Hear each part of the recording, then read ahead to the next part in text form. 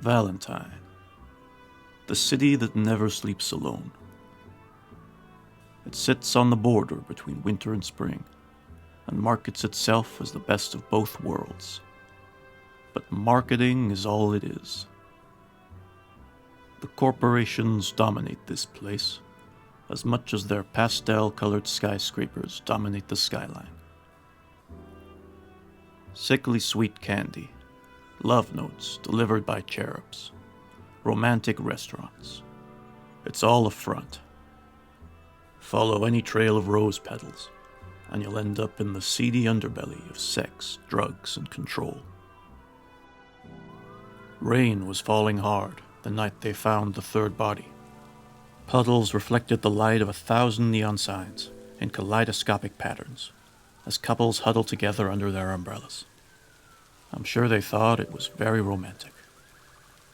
But in the narrow alleyway, in the looming shadow of the Eros Corporation building, the only light being cast was from the headlamps of a pink police cruiser. I hate cops. They're all badgers. But they got here before me, and the best thing I could do was try to work with them. Oh, I should mention, I'm a private investigator, and I'm a small bear. They call me Fenchurch. Unlike the bears born here in Valentine, who are made of cloth and stuffed with cotton, I'm fur, flesh, and bone. I was born in the land of summer, but somehow found my way to this god-forsaken place. It was one of these local bears, lying dead in the alleyway. Clumps of wet stuffing strewn from wall to wall, its body ripped open from crotch to throat, illuminated in pink by the police headlamps. "The fudge are you doing here, Bear?" "Same thing as you, I hope. Trying to solve these murders." "And what makes you think you have any jurisdiction?" 3 bears killed in the last month. I might not have the authority, but I'm starting to take it personally. "Like you said, Bear, you don't have the authority. You'd better leave before I decide to treat you as a suspect." I moved closer to the detective as we spoke, and pulled a pack of candy cigarettes out from under my rain-soaked hat. I put one in my mouth, and offered another to the badger in pink police uniform. "Are you sure I can't take a closer look?" "Okay, fine. You have until I finish this thing, but you gotta tell me if you find something important. Understand?" "Sure thing, detective."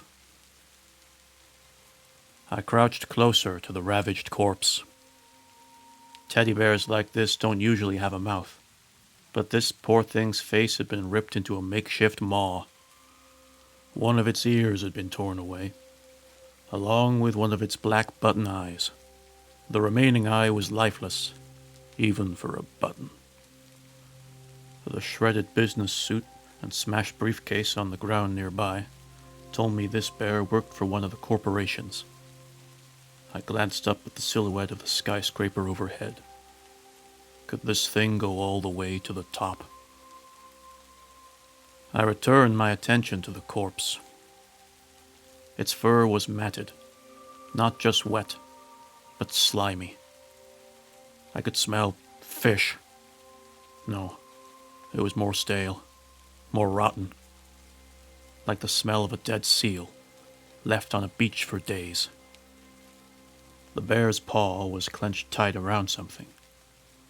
I forced it open and found a scrap of paper with a thick red line drawn across it. I glanced around at the badger to make sure he wasn't looking, and then tucked away the scrap in my coat pocket. It wasn't much, but it was a clue. I bit down on my candy cigarette and stood. As I did, I noticed something glint gold next to the shattered briefcase. A small folded business card.